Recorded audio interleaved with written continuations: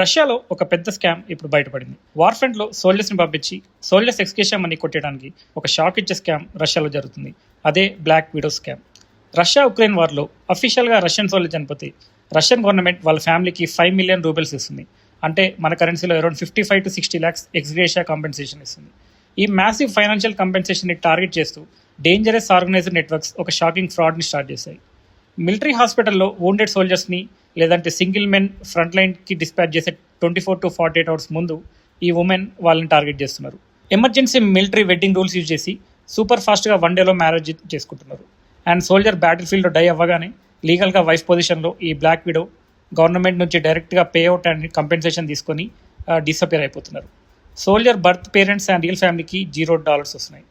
ఇది ఎంత ఎక్స్ట్రీమ్కి వెళ్ళిందంటే మిలిటరీ హాస్పిటల్లో వర్క్ చేసే ఒక నర్స్ రిపిటేటివ్గా మల్టిపుల్ వోండెడ్ సోల్జర్స్ని మ్యారేజ్ చేసుకొని వాళ్ళ ఎక్స్గ్రేషన్ మనీని క్లెయిమ్ చేసినట్టు లోకల్ మీడియా అండ్ లీగల్ ఛానల్స్లో కూడా రిపోర్ట్స్ వచ్చాయి.